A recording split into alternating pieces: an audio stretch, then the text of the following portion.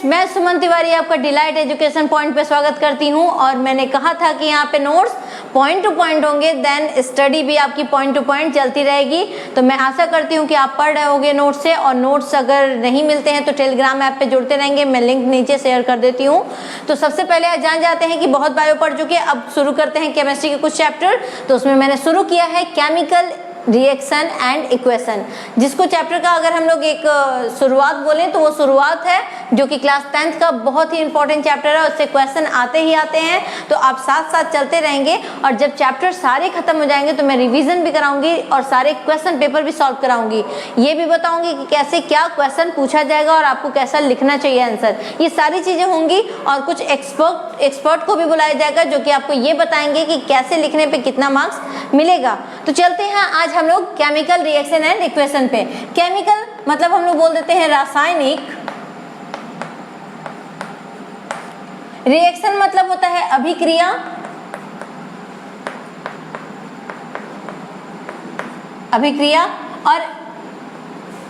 और इक्वेशन का मतलब होता है समीकरण।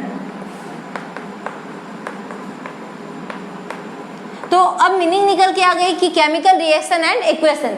तो रासायनिक अभिक्रिया और समीकरण के बारे में इस चैप्टर में जानेंगे। सबसे पहले वर्ड आता है कि क्या मतलब होता है केमिकल रिएक्शन का, या क्या मतलब होता है रासायनिक अभिक्रिया का। तो अगर सिंपल सा डेफिनेशन लिखना चाहे तो व्हेनेवर, अगर कहीं भी बात करते हैं तो whenever chemical reaction occur. Chemical reaction मैंने क्यों कहा, जहां पे कि रासायनिक क्रिया हो रही हो तो वो प्रोसेस जो है वो केमिकल रिएक्शन कहला जाएगा। तो एक सिंपल सा डेफिनेशन देना हो तो whenever chemical change occur we can say that, जहां पे केमिकल चेंजेस दिख रहे हैं उस अभिक्रिया को हम लोग बोल देते हैं क्या, केमिकल रिएक्शन या रासायनिक अभिक्रिया। फिर अगर हम हिंदी में समझना चाहें तो जिस अभिक्रिया में आपको रासायनिक परिवर्तन दिख रहे हैं, रासायनिक परिवर्तन मतलब क्या, अगर आपने कार्बन लिया, ऑक्सीजन लिया और कार्बन डाइऑक्साइड बन गया, तो यहाँ पे क्या है, चेंज ही तो हो रहा है। अगर हम एक और एग्जांपल ले लेते हैं, जैसे कि बहुत सारी चीजें होती हैं, अगर हमने कोई केमिकल, एक एग्जांपल देते हैं, अगर आपने हल्दी लिया और चूना लिया, दोनों को अगर मिक्स कर दिया तो वो क्या मिलता है आपको, कलर में चेंज मिलता है, रेड कलर मिलता है। तो ये क्या है, केमिकल रिएक्शन है। इसको बोलते हैं केमिकल रिएक्शन, मतलब जो रिएक्शन हो रहे हो उन अभिक्रिया को हम बोल देते हैं रासायनिक अभिक्रिया या केमिकल रिएक्शन। चेंजेस जरूरी है, ये ध्यान रखिएगा, चेंज बहुत जरूरी है, बिना चेंज के केमिकल रिएक्शन हो ही नहीं सकता। अब बात करते हैं केमिकल इक्वेशन की। तो केमिकल इक्वेशन क्या होता है, जब हम उसी रासायनिक अभिक्रिया को या उसी रिएक्शन को जब हम किसी सिंबल या संकेत के द्वारा चीजें लिखते हैं, उसको हम लोग बोल देते हैं समीकरण या इक्वेशन। अगर उसका डेफिनेशन चाहते हैं तो हो जाएगा, a chemical reaction can be express symbolically. अगर सिंबल के थ्रू हमने उसको एक्सप्रेस किया है, संकेत के थ्रू उसको दिखाया है, तो उसको हम लोग बोल देते हैं क्या, रासायनिक समीकरण। तो ये छोटा सा डिफरेंस था रासायनिक अभिक्रिया और समीकरण में, कि रासायनिक अभिक्रिया हमेशा चेंज होने पे ही होती है, और रासायनिक जो समीकरण होता है या इक्वेशन होता है वो एक लिखने का तरीका है, जिसको हम सिंबल के जरिए दिखाते हैं। जैसे कार्बन है तो इसको सी लिख दिया तो तुम मतलब कोई भी समझ जाएगा, आप समझ जाओगे, मैं समझ जाऊंगी कि एक कार्बन है।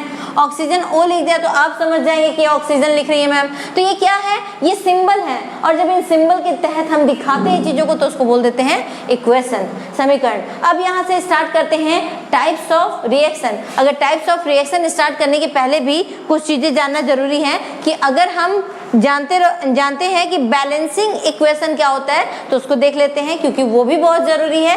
विदाउट उसके रासायनिक अभिक्रिया स्टार्ट ही नहीं हो सकती, क्योंकि आपको बैलेंस करना आना चाहिए। तो चीजें 9th में बताई गई हैं कि रासायनिक जो है कि बैलेंसिंग होती क्या है, केमिकल बैलेंसिंग, संतुलन क्या होता है, रासायनिक संतुलन। तो केमिकल बैलेंस, जिसको हम बोल देंगे रासायनिक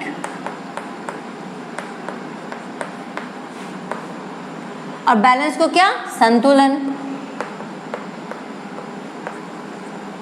रासायनिक बैलेंस जो हम लोग बोलते हैं रासायनिक संतुलन या केमिकल बैलेंस, तो उसकी बात कर लेते हैं। जब भी we balance the chemical equation so that no of atom to each element involve in the reaction remain same at the reactant and product. अगर हम बात करते हैं सिंपल लैंग्वेज में समझते हैं कि रासायनिक संतुलन है क्या। किसी भी चीज को अगर हम देखते हैं तो दो चीजें होती हैं, एक होता है हमारा रिएक्टेंट और दूसरी बात होती है प्रोडक्ट की। तो अगर हम रिएक्टेंट की बात करते हैं तो ये जो रिएक्टेंट होता है इसको हम लोग बोलते हैं अभिकर्मक या अभिकारक भी आप बोल सकते हो, अभिकारक भी बोल सकते हो, ठीक है। क्यों? अभिकारक या अभिकर्मक का मतलब होता है जो अभिक्रिया में भाग ले, और इसका मतलब हो जाता है उत्पाद।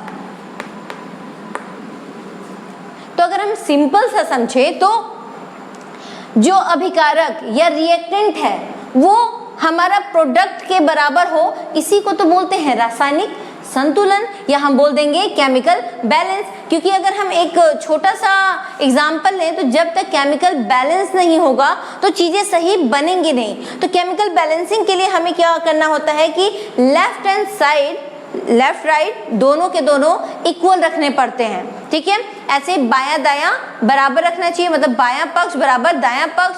इसको हम लोग बोल देते हैं रासायनिक संतुलन या केमिकल बैलेंसिंग। अब देख लेते हैं कैसे। जैसे कि C+O2, यहाँ पे क्या है, ये रिएक्टेंट है, रिएक्टेंट 1 रिएक्टेंट 2। अब हमारा यहाँ पे अगर हम CO लिख देते हैं तो ये बैलेंस नहीं है, क्योंकि यहाँ पे कार्बन कितना है 1 है, ऑक्सीजन कितना है 2 है, लेकिन यहाँ पे कार्बन कितना है 1 है और ऑक्सीजन कितना है 1 है, तो ये बैलेंस नहीं है। अब हम यहाँ पे अगर हम 2 लगा देते हैं तो ऑक्सीजन कितना हो गया 2। एक चीज और ध्यान रखिएगा, अगर यहाँ 2 लगाते हैं तो ये कार्बन जो हो गया वो 2 है, लेकिन ये ऑक्सीजन कितना हो गया 2 2 जा 4, यानी 2 गुणे 2 बराबर 4। ये अगर यहाँ लगता है तो ये पूरे कंपाउंड का अमाउंट बढ़ा देता है, लेकिन अगर ये यहाँ लगता है तो सिर्फ और सिर्फ जो एक एटम है आपके पास उसकी संख्या को बढ़ाता है। इतना जानते रहिए, ये है रासायनिक संतुलन या केमिकल बैलेंस। अब हम आ जाते हैं अपने मेन पॉइंट पे, रासायनिक अभिक्रिया के प्रकार या हम टाइप्स ऑफ रिएक्शन भी इसको कह सकते हैं। ये क्लास 2 पार्ट में खत्म होंगी, मतलब आपका पूरा चैप्टर 2 पार्ट में हम खत्म कर देंगे, लेकिन हाँ ध्यान से पढ़ते रहिए और लास्ट में जो क्वेश्चन आंसर सेशन होगा उसको जरूर ज्वाइन करिएगा। मैं कोशिश करूँगी लाइव क्लासेस लिया जाए ताकि आपको पूछने का मौका मिले कि आप अपने डाउट्स को क्लियर कर पाएँ। नेक्स्ट हम बात करते हैं टाइप्स ऑफ रिएक्शन की। टाइप्स ऑफ रिएक्शन जिसको बोलते हैं हम लोग रासायनिक अभिक्रिया के प्रकार, या अभिक्रिया भी बोल सकते हैं आप, अभिक्रिया के प्रकार। देखिए ऐसे तो हम अगर जाने तो 5 या 6 टाइप के आपकी बुक में दिया रहता है, पर इसका कोई आप एक जो है कि मेजरमेंट नहीं ले सकते। रासायनिक अभिक्रिया आप लाइन से पढ़ते जाइए, क्योंकि रासायनिक अभिक्रिया में बहुत सारी अभिक्रियाएं आती हैं, तो आप लिख सकते हैं कि निम्नलिखित, या आप लिख सकते हैं फॉलोइंग टाइप्स। अब एक एक फॉलोइंग टाइप्स को देखते रहते हैं कि फॉलोइंग टाइप्स है क्या। एक एक चीज़ों को आराम से समझेंगे, और जब तक समझ में ना आए आप वीडियो को देखते रहिए, रिवाइंड कर करके देखिए, आपका मन है तो चीज़ों को बहुत ध्यान से समझिएगा। एक एक चीज़ को क्लियर करते हुए चलेंगे। फर्स्ट हम लोग ले लेते हैं जिसको अगर हम सिंपल सा बोले तो कॉम्बिनेशन रिएक्शन बोलते हैं। Combination reaction. अब देखिए ध्यान दीजिएगा, कॉम्बिनेशन मतलब क्या, जोड़ देना, सिंपल सी बात है। कॉम्बिनेशन मतलब क्या, दो चीजों को ऐड करना, यानी इसको हिंदी में हम क्या बोल देंगे, योगात्मक अभिक्रिया। क्या बोलेंगे, योगात्मक अभिक्रिया।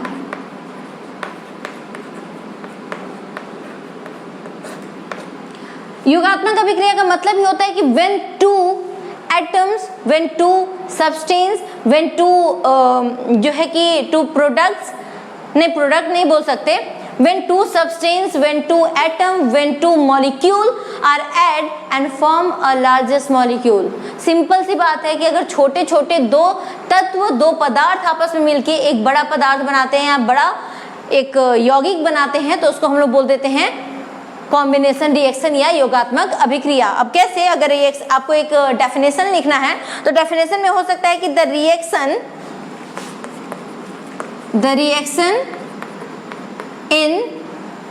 in which two or more than two, in which two or more than two, two or more than two or more substances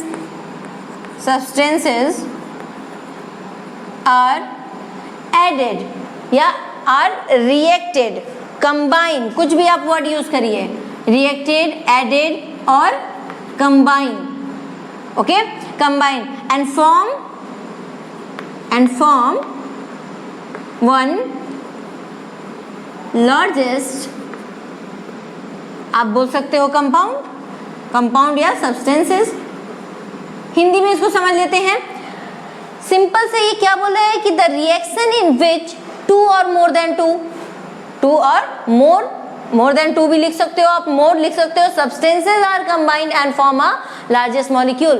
दो या दो से अधिक भी जो तत्व हैं, जो एक पदार्थ हैं, वो आपस में मिल जाएं और एक बड़ा पदार्थ बनाएं, यानी कि दो रिएक्टेंट अभिकारक आपस में मिलके एक बड़ा उत्पाद या प्रोडक्ट फॉर्म करे, उसको हम लोग बोल देते हैं क्या, कॉम्बिनेशन रिएक्शन। एग्जाम्पल देख लेते हैं हम लोग। तो एग्जाम्पल में अगर हम देखें तो सिंपल सा हो जाएगा CaO प्लस H2O। अब देखिए यहाँ पे ध्यान दीजिएगा, मैं कंपाउंड का एग्जांपल दे रही हूँ, एक यौगिक का एग्जांपल दे रही हूँ। यहाँ पे इसको बोलते हैं कैल्शियम ऑक्साइड, जनरली इसको आप चूना पत्थर भी बोल देते हैं, ठीक है। तो अगर हम कैल्शियम ऑक्साइड की बात करते हैं, इसका रिएक्शन कराते हैं जल के साथ यानी कि वाटर के साथ, तो हमें मिलता क्या है, CaOH का होल ट्वाइस, यही हमें मिलता है। इसको बोलते हैं कैल्शियम हाइड्रोक्साइड। अब एक चीज और ध्यान दीजिएगा, अगर हम बात करते हैं कैल्शियम, तो कैल्शियम पे जो चार्ज है, ये जब 9th की क्लासेस में लूंगी तो उसमें चार्ज भी आपको बताऊंगी कि कैसे निकालते हैं, सारे रूल्स भी बताऊंगी। तो जिसको इंटरेस्ट होगा वो 9th वाले भी वीडियोस देखता रहेगा, और बाकी तो आप 9th में पढ़ के ही 10th में आए होंगे। तो ये देखिए कैल्शियम पे 2+ चार्ज है और हाइड्रोक्साइड पे -1 चार्ज है, इसलिए मैंने यहाँ पे 2 लिया इसको बैलेंस करने के लिए। तो यहाँ पे बोलते हैं कैल्शियम हाइड्रोक्साइड। अब ये दो आपस में मिलके एक बना रहे हैं, इनको बोलते हैं कॉम्बिनेशन रिएक्शन या इनको बोलते हैं योगात्मक अभिक्रिया, कि दो चीजें मिलके आपको एक चीज दे रहा है, ठीक है। एक और एग्जाम्पल ले लेते हैं, कार्बन प्लस ऑक्सीजन। अगर हम एरो करके देते हैं तो हमारे पास फॉर्म हो जाता है CO2। तो ये देखिए, ये सिंपल से क्वेश्चन थे कि आपका अगर कॉम्बिनेशन या योगात्मक अभिक्रिया आपसे पूछता है तो आप यही लिखोगे कि दो या दो से ज़्यादा जो कंपाउंड या फिर कोई सब्सटेंस या कोई पदार्थ जब मिलके एक बड़ा पदार्थ बनाता है तो उसको हम लोग बोल देते हैं क्या, जब बड़ा सब्सटेंस बनाएगा तो उसको बोल देते हैं हम लोग कॉम्बिनेशन रिएक्शन या योगात्मक अभिक्रिया। चूंकि मैं हिंदी और इंग्लिश दोनों इसलिए यूज कर रही हूँ कि सारे बच्चे पढ़ पाएं, तो उम्मीद है कि आपको सब समझ में आ रहा होगा। ऐसा ये बात करते हैं इसके बाद वाले रिएक्शन की। तो इसके बाद वाले रिएक्शन में आपके आते हैं, एक आता है डिकम्पोजिशन रिएक्शन। इसके बाद वाले रिएक्शन में क्या आता है, डिकम्पोजिशन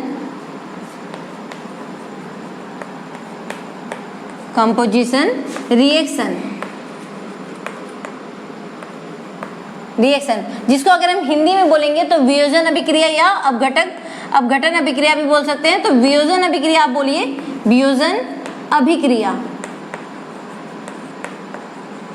देखिए अगर एक मीनिंग निकालेंगे तो डिकम्पोजिशन का या वियोजन का एक ही मीनिंग निकलता है कि चीजें टूटती हैं, ठीक है। योगात्मक में हमने क्या किया, चीजों को जोड़ा। आपका वियोजन में क्या किया, चीजों को तोड़ा। तो ये सारी चीजें आप ना कॉमन सेंस रखिए, कॉमन सेंस से सारे क्वेश्चन सॉल्व हो जाते हैं, ठीक है। तो अगर हम यहाँ पे बात करते हैं तो व्हेन, वहां पे क्या था, व्हेन 2 और मोर देन 2, हमने ये बात कही थी कि दो या दो से अधिक जो मिलके एक बड़ा सब्सटेंस बना था उसको हम लोग क्या बोल दिए थे, कॉम्बिनेशन या योगात्मक बोले थे। यहाँ पे क्या हम लोग बोल सकते हैं, वन कंपाउंड या सब्सटेंस व्हेन वन रिएक्टेंट, ये ज्यादा बेटर है, when one reactant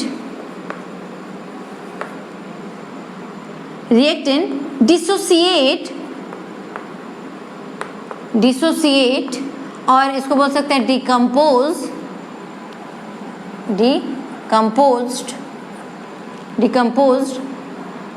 into more than two or more than two or more than two। अब देखिए सिंपल सी बात है कि मैंने कहा है कि when one substance break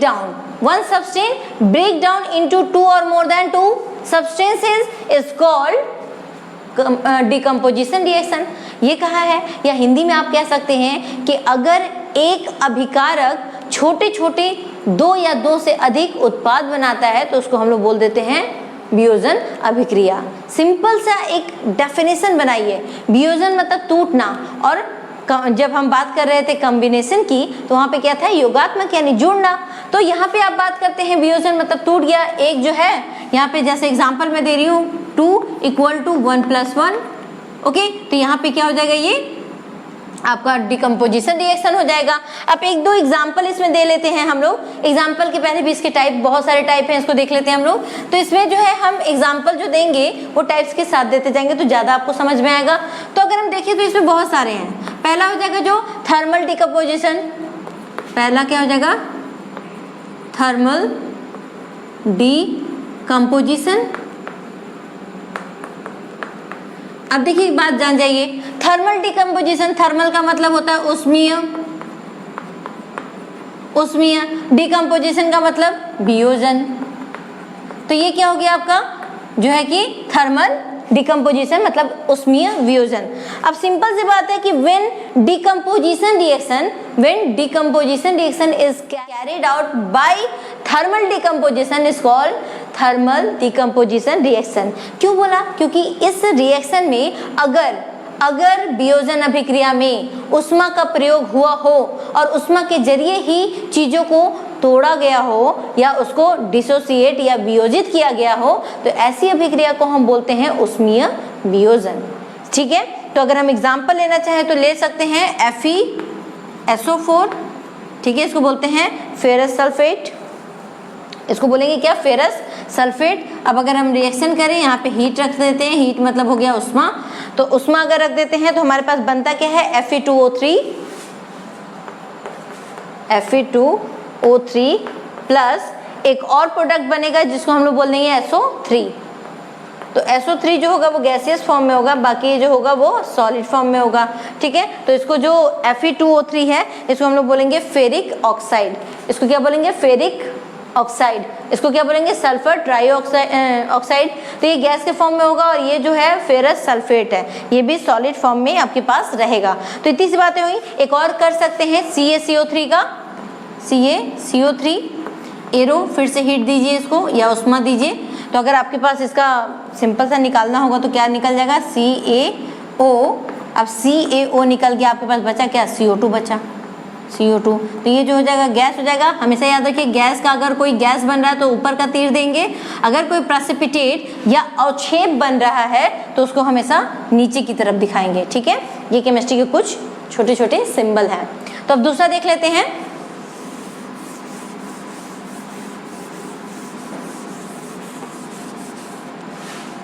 दूसरा देखते हैं जिसको हम लोग बोलते हैं इलेक्ट्रोलिटिक।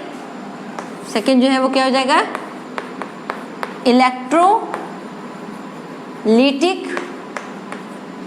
Electrolytic decomposition. अब देखिए बात यहाँ पे वही हो रही है, तोड़ने की ही बात हो रही है। When decomposition reaction carried out by electricity और electric current is called electrolytic decomposition. अगर कोई वियोजन अभिक्रिया जो है कि विद्युतीय मदद से हो रही है, विद्युत की मदद से उसको किया जा रहा है, तो ऐसी अभिक्रिया को हम लोग बोल देते हैं विद्युतीय वियोजन अभिक्रिया। ठीक है, अब इसमें एग्जाम्पल क्या हो जाएगा, विद्युतीय वियोजन अभिक्रिया की अगर हम बात करते हैं तो इसमें एग्जाम्पल बहुत सारे हैं, जिसमें कि H2O का ले लेते हैं। H2O लिक्विड फॉर्म में होता है और इसका हम जब कराते हैं मतलब यह कि विद्युतीय अपघटन या इसको बोलते हैं इलेक्ट्रोलिसिस कराते हैं, इलेक्ट्रोलिसिस कराते हैं, तो ये क्या हो जाएगा, ये सिंपल अगर हम इसको तोड़ेंगे तो ये बन जाएगा 2H2O प्लस O2। अब O2 यहाँ पे कैसे बनेगा, यहाँ पे 2 अमाउंट बढ़ा देंगे, बैलेंस कर देंगे, तो बैलेंस करेंगे तो हमारे पास क्या मिल गया 2H2 प्लस O2। O2 क्या है, गैस फॉर्म में है, और ये है सिंपल सा हम जो किए हैं इलेक्ट्रोलिसिस प्रोसेस कहते हैं। इसमें हम एक फिगर भी ड्रॉ कर सकते हैं, फिगर को मैं यहाँ ड्रॉ कर रही हूँ तो आप देख सकते हैं। ये पूरा एक हम बॉक्स लिए हैं जिसमें कि दो जो है कि रॉड लगाए हैं, एक एनोड दूसरा कैथोड, इसको हम बोल देते हैं कैथोड और इसको बोलेंगे एनोड। और इनसे जो है कि तार जो जाएगा, इनसे भी एक तार निकल के आएगा, यहाँ पे स्विच लगा देंगे, ओके, दिस इज स्विच। और यहाँ पे जो होगा हम इसको जोड़ेंगे, जिसको हम यहाँ पे क्या दिखाएंगे 6 वोल्ट का बैटरी से इसको जोड़ देंगे। अब ये जो है कि यहाँ पे ऑक्सीजन कलेक्ट होगा, ऑक्सीजन, और यहाँ पे जो होगा हाइड्रोजन आपका कलेक्ट होता रहेगा। तो ये पूरा एक क्रिया है जिसको बोलते हैं इलेक्ट्रोलिसिस, जिसमें हम दो रॉड का प्रयोग करते हैं, एनोड और कैथोड, जो कि आप भी जानते हैं कि ये पॉजिटिव और नेगेटिव शो करता है, जिससे कि हम इलेक्ट्रोलिसिस का जो एक प्रक्रिया है, जो प्रोसेस है, उसको आसानी से कर सकें। तो जब विद्युत या इलेक्ट्रोलिसिस का प्रोसेस करते हैं तो विद्युत या इलेक्ट्रिक करेंट का यूज करते हैं, और चीज़ें जब टूटती हैं तो उनको हम बोल देते हैं इलेक्ट्रोलिसिस या इलेक्ट्रोलिटिक डिकम्पोजिशन, या फिर बोलेंगे जो है कि विद्युतीय वियोजन। ठीक है, तो ये हो गई थोड़ी सी और बात। अब नेक्स्ट चलते हैं हम लोग।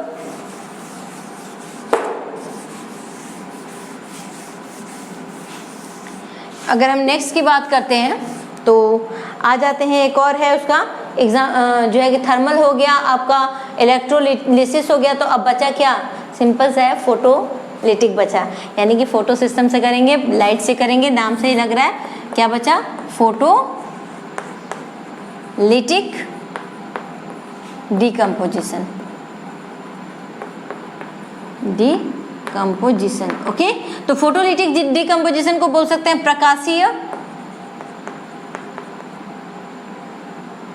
प्रकाशीय वियोजन। अब देखिए नाम से ही क्या लग रहा है, मैंने बता दिया, फोटोलिटिक मतलब लाइट, इसका मतलब होता है लाइट। ठीक है, तो सिंपल सा एक डेफिनेशन जो देना चाहेंगे कि when decomposition reaction carried out by light is called photolytic decomposition.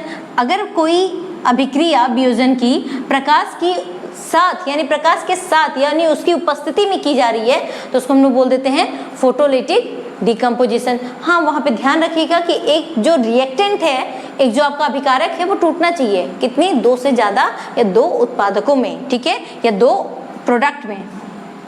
तो ये एक छोटी सी जो है कि डेफिनेशन आप अपने से बना भी सकते हैं। अब एक हम रिएक्शन करके दिखा देते हैं कि जैसे 2Ag क्या है, सिल्वर है, तो 2AgCl इसको बोलते हैं सिल्वर क्लोराइड, ये सॉलिड फॉर्म में होगा। ठीक है, अब इसकी किसके प्रेजेंस में, हम लोग यहाँ पे फोटो यानी कि लाइट के प्रेजेंस में, किसके प्रेजेंस में, लाइट के प्रेजेंस में जब हम इसका रिएक्शन कराते हैं तो हमारे पास 2Ag प्लस Cl2 मिलता है हमको।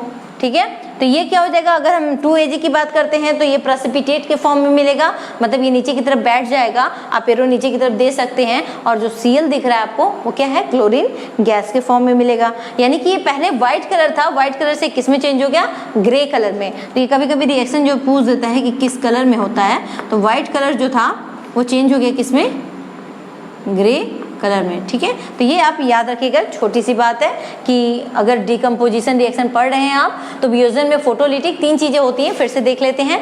पहली जो बात किए थे हम लोग वो थर्मल किए थे, थर्मल मतलब हीट, हीट मतलब उष्मा, तो इससे बातें की थी। दूसरी जो बात किया था हमने वो बातें किससे हुई थी, इलेक्ट्रोलिसिस से, यानी कि इलेक्ट्रोलिसिस मतलब इलेक्ट्रिक करंट, और इलेक्ट्रिक करंट का मतलब होता है विद्युत। तो विद्युत की उपस्थिति में अगर वियोजन करा रहे हैं या डिकम्पोजिशन करा रहे हैं उसको हम लोग बोल देते हैं इलेक्ट्रोलिटिक। और अगर लास्ट की बात करते हैं तो फोटोलिटिक बात करते हैं। तो फोटोलिटिक मतलब हो गया, फोटो मतलब लाइट और लिटिक मतलब जिसकी उपस्थिति में आप कर रहे हैं। तो डिकम्पोजिशन मतलब तोड़ना, तो प्रकाशीय वियोजन अगर आप प्रकाश की उपस्थिति में करते हैं उसको हम लोग बोल देते हैं फोटोलिटिक। ये हो गई आपकी पूरी वियोजन की कहानी। और भी एग्जाम्पल ले सकते हैं, AgBr और बहुत सारे हैं, सिल्वर ब्रोमाइड, बहुत सारे ऐसे हैं जिनको आप प्रकाश के प्रेजेंस में या लाइट के प्रेजेंस में डिकम्पोजिशन कर सकते हैं। अब एक दो रिएक्शन और देखते हैं और बाकी के हम कल समझेंगे।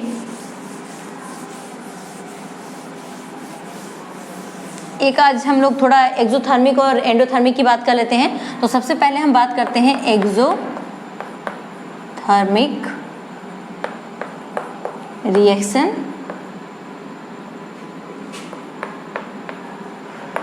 देखिए एक्सोथर्मिक रिएक्शन, अगर हम एक्सोथर्मिक रिएक्शन की बात करते हैं तो इसको हिंदी में बोलते हैं उष्माक्षेपी। इसको क्या बोलते हैं, उष्माक्षेपी अभिक्रिया। ठीक है, उष्माक्षेपी अभिक्रिया। और इंग्लिश में इसको क्या बोलते हैं, एक्सोथर्मिक रिएक्शन। तो अगर डेफिनेशन बोलना चाहे तो the reaction in which heat release along with the formation of product.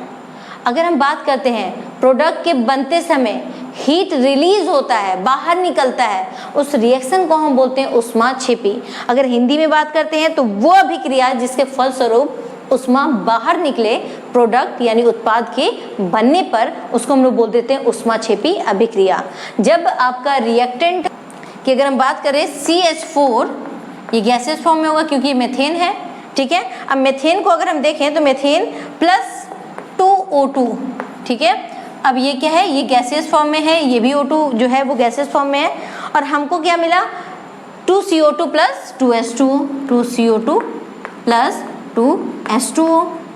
ठीक है, तो ये जो हमारा हो गया क्या, एक रिएक्शन हो गया जहाँ पे कि एनर्जी जो है वो बाहर निकल रही है किसी न किसी फॉर्म में। किस में उष्मा जो है, हीट जो है वो निकल रही है किसके, रिएक्शन के होने में। तो ये जो बात करते हैं हम रिएक्शन के होने में एनर्जी का जो लॉस मतलब निकल रही है बाहर निकल रही है, लॉस नहीं हो रही, बाहर निकल रही है, इसको हम लोग बोल देते हैं उष्माक्षेपी या एक्सोथर्मिक रिएक्शन। इसके अलावा भी बहुत सारे इसमें रिएक्शन आते हैं जिनमें कि आपका रेस्पिरेशन हो जाएगा, decomposition of food material digestion के समय जो फूड मटेरियल का डिकम्पोजिशन होता है यानी कि टूटता है, जो खाना जो पेट के अंदर जाके टूटता है पाचन के वक्त, उनमें जो है कि यही रिएक्शन होता है एक्सोथर्मिक। और जो एक बात करते हैं हम किस चीज़ की, श्वसन की या रेस्पिरेशन की, तो उसमें भी हमारा यही अभिक्रिया चलता रहता है। तो ये हो गई आपकी बात एक्सोथर्मिक की। अब दूसरी बात कर लेते हैं हम एंडोथर्मिक की।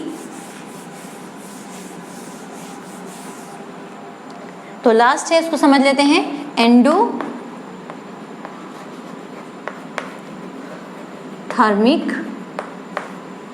रिएक्शन। ओके, तो अगर हम एंडोथर्मिक रिएक्शन की बात करते हैं तो अगर उसको उष्माक्षेपी बोलते थे तो इसको क्या बोल देंगे, उष्माशोषी। ठीक है, अब नाम से ही लग रहा है कि इसमें क्या होता होगा, हीट एब्जॉर्ब होता होगा यानी कि उष्मा अवशोषित होती होगी, उष्माक्षेपी अभिक्रिया। तो आप इसका एक डेफिनेशन देना होगा तो दे सकते हैं कि the reaction which require energy in the form of heat. अगर हम बात करते हैं तो यहाँ पे अगर किसी भी फॉर्म में, ऐसा नहीं कि हीट सिर्फ हीट हो सकता है, लाइट हो सकता है, किसी भी फॉर्म में एनर्जी रिक्वायर हो रिएक्शन में, तो उस चीज को हम बोलते हैं, उस रिएक्शन को बोलेंगे एंडोथर्मिक रिएक्शन। या एक सिंपल सा अगर हम बोले तो जिस अभिक्रिया में एनर्जी की रिक्वायरमेंट हो, मतलब अवशोषित करने की एक क्रिया चल रही हो, उस अभिक्रिया को हम बोलते हैं उष्माशोषी अभिक्रिया। जैसे एग्जांपल में आपका हो जाएगा 2BaOH का होल ट्वाइस, एक बेरियम हाइड्रोक्साइड बोलते हैं इसको। इसका रिएक्शन हम करा देंगे NH4Cl के साथ, जिसको हम लोग बोलते हैं अमोनियम क्लोराइड। और जब हमारे पास प्रोडक्ट क्या बनता है, तो प्रोडक्ट हमारे पास बनता है 2BaCl3,